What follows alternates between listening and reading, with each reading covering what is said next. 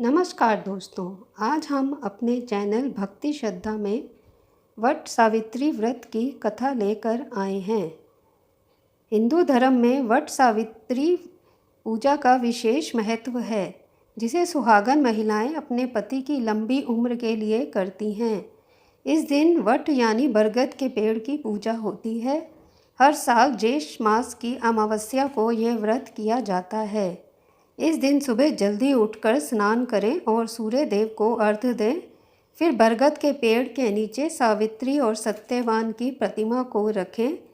पेड़ में जल अर्पित करें, फल फूल मिठाई आदि चीज़ें चढ़ाएं, दीपक जलाकर आरती करें, रोली या कच्चा सूत बांधते हुए पेड़ की परिक्रमा लगाएं।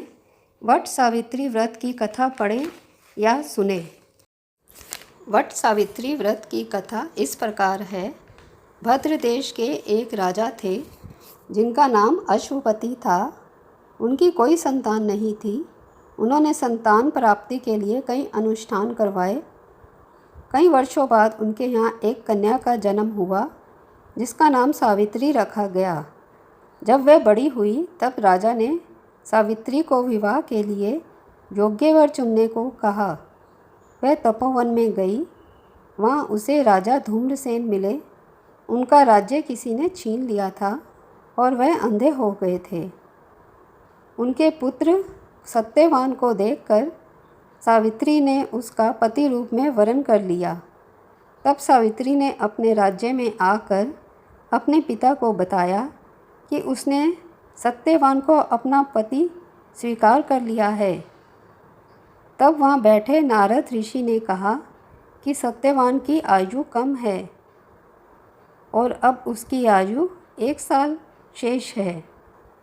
सावित्री नहीं मानी और उसने कहा कि मैं सत्यवान से ही विवाह करूंगी। तब राजा ने उसका विवाह सत्यवान से कर दिया। सावित्री अपनी ससुराल में जाकर अपने सास ससुर की सेवा करने लगी। एक दिन सत्यवान जंगल में लकड़ी काटने गया। सावित्री भी उसके साथ गई। सत्यवान लकड़ी काटने के लिए पेड़ पर चढ़ा। तभी उसके सर में दर्द होने लगा और वह पेड़ के नीचे आ गया। सावित्री ने उसका सिर अपनी गोद में रख लिया और सहलाने लगी। तभी वह बेहोश हो गया। थोड़ी देर में वहाँ यमराज आ गए और वह सत्यवान के प्राण अपने साथ ले जाने लगे। तब सावित्री भी पीछे पीछे चलने लगी और यमराज जी उसे समझाने लगे कि यही विधि का विधान है, तुम चली जाओ। पर वह ना मानी। तब यमराज जी ने उसकी पति परायणता देखकर उसको एक के बाद एक 3 वरदान दिए, जिसमें सावित्री ने पहले वरदान में अपने सास ससुर की आंखों की रोशनी मांगी।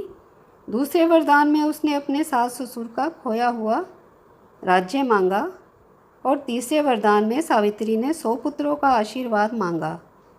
यमराज जी ने उसे तीनों वरदान दे दिए और जब वह जाने लगे तब सावित्री फिर उनके पीछे पीछे आने लगी।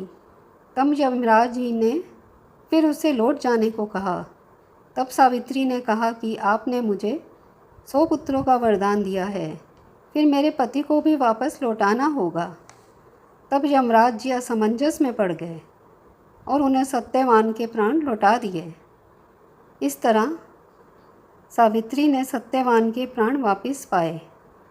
जब वह अपने घर गए तब उन्होंने देखा कि उनकी सास ससुर की आंखें ठीक हो गई हैं और उनका राज्य भी उन्हें वापस मिल गया है।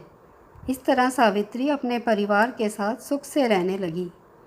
तो दोस्तों, आपको ये व्रत की कहानी कैसी लगी, हमें कमेंट सेक्शन में ज़रूर बताएं और मेरे चैनल भक्ति श्रद्धा को लाइक एंड सब्सक्राइब